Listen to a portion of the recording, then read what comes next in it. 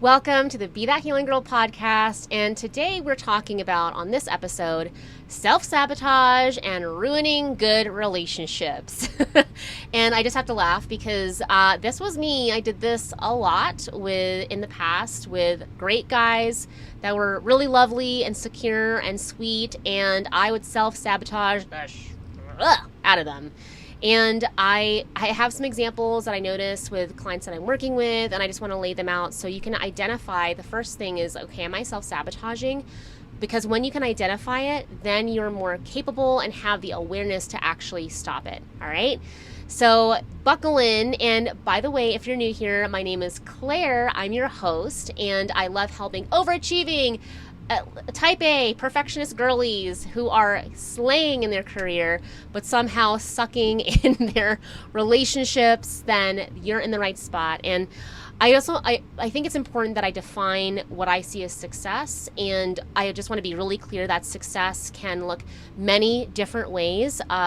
For example, Craig and I, my husband and I, travel full-time in an RV, all right? And so I know for some people, in fact, I have a friend that she just can't wrap her brain around it, and that's like a whole nother story. But for me, that is like success, where we can literally travel across the country, go live by the beach, go be with family, go wherever we want. To me, that is truly freedom lifestyle. And so I say that because a lot of my clients, I will say, have reached a lot of career success. So they've got letters behind their name, they got masters in business, they are either in medical school, or they are medical doctors, psychotherapists, architects. I have the whole thing.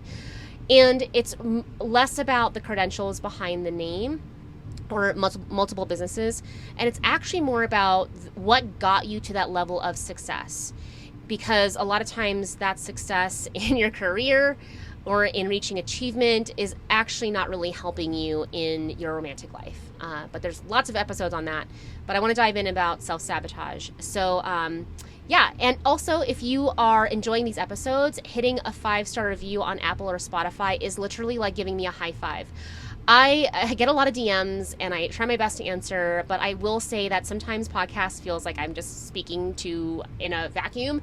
And whenever I see a 5-star, it really means a lot. And if you're enjoying it, it's like a little high five. So thanks for doing that.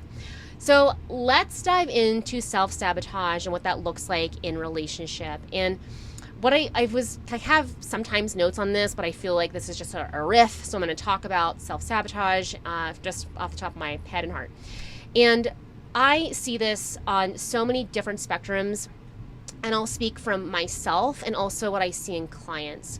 So I have a client right now. She's actually a brand new client, and she is noticing that she really wants intimacy, like she wants relationship, but then it gets to a certain point in her relationship because she's very independent. She's successful, living in a big city, big girl, moves. And she, at the same time, almost uses the hyper independence as a shield.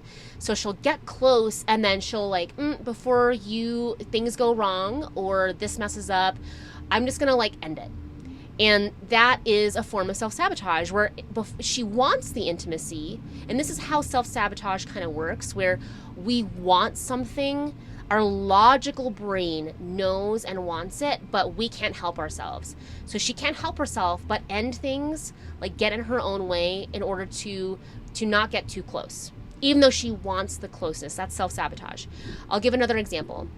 I have another client who, this is the other end of the spectrum, where she's married. My other client is dating. This client is in a marriage.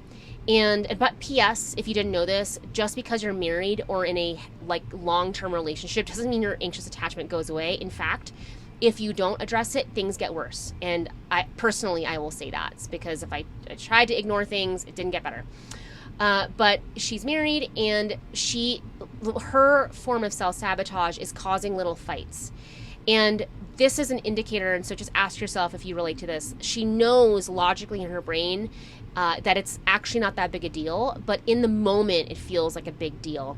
And hindsight's 20/20, whether it's the next day, 3 days later, or a week later, she's like, oh, actually that wasn't a big deal. I shouldn't have said anything, or I should have just communicated about it in a better way. That's self-sabotage, when you can't help but start the little fight.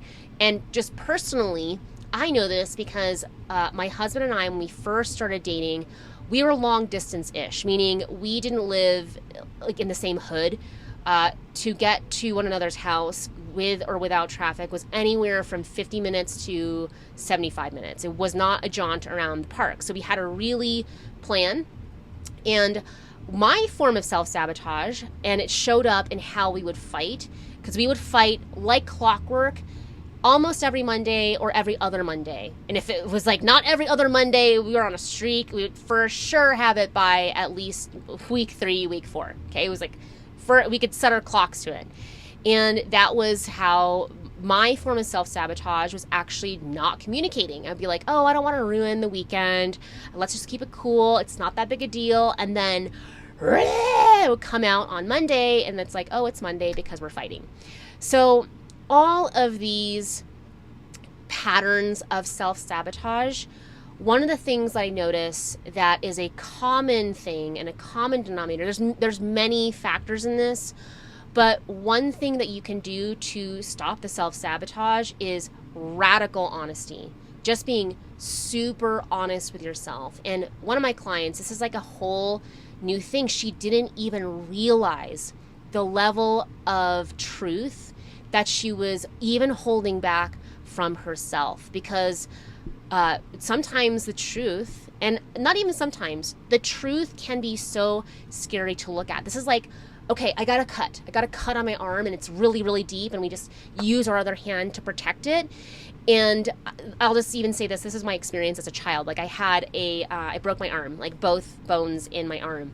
And one of my protective mechanisms, because, and maybe if you've broken something or hurt something, like you don't want to move it. Moving it feels so scary. So I literally had like my other hand clamped on my arm.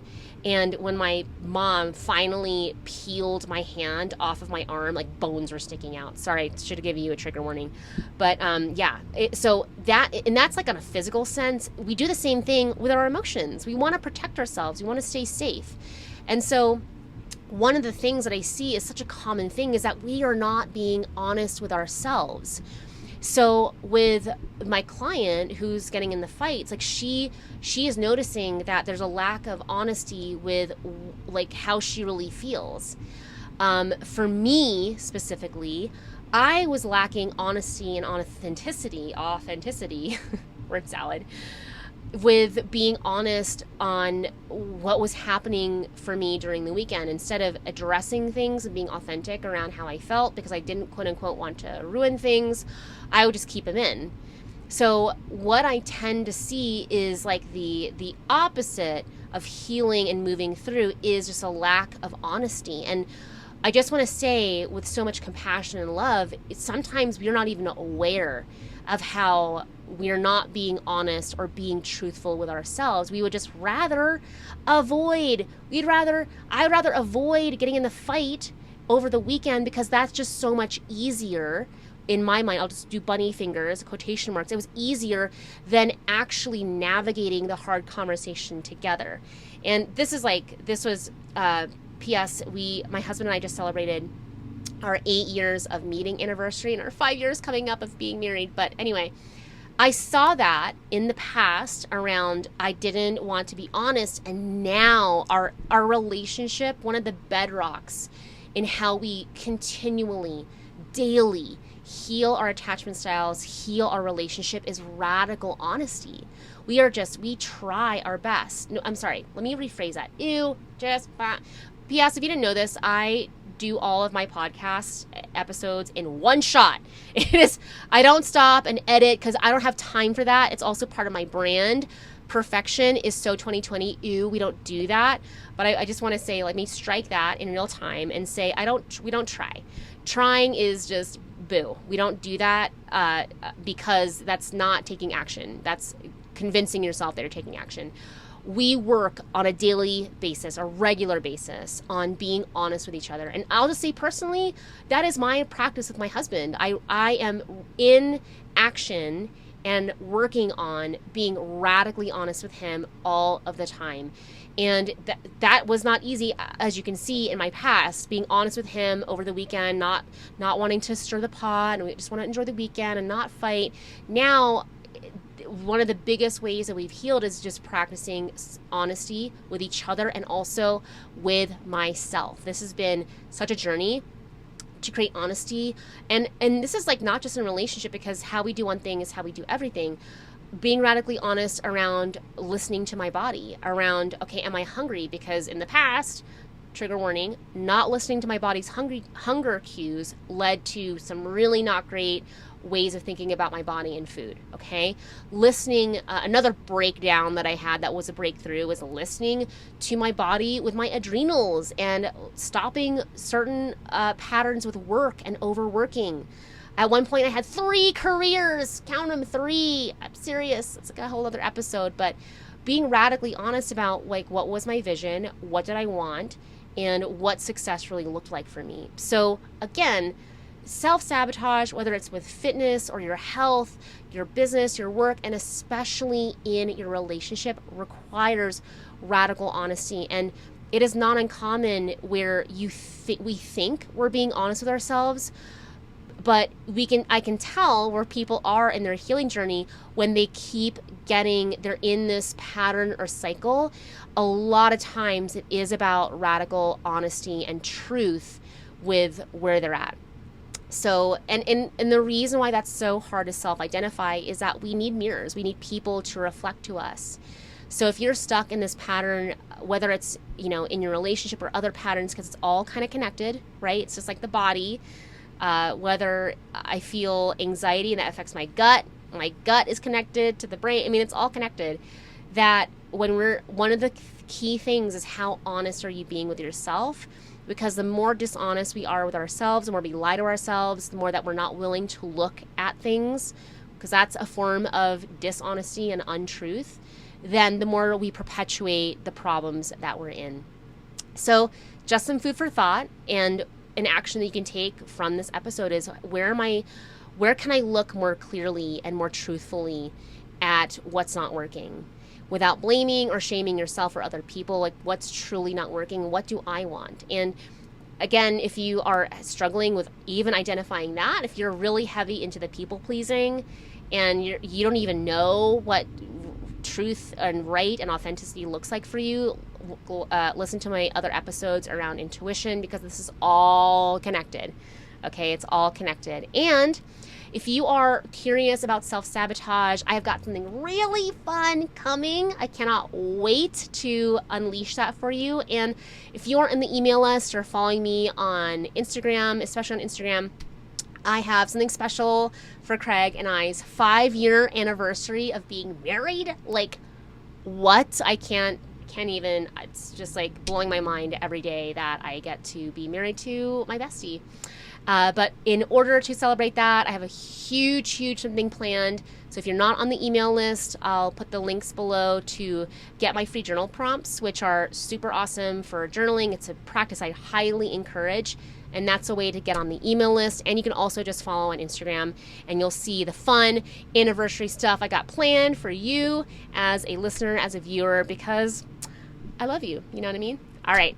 I believe in you. You've got this. Talk soon. Mwah.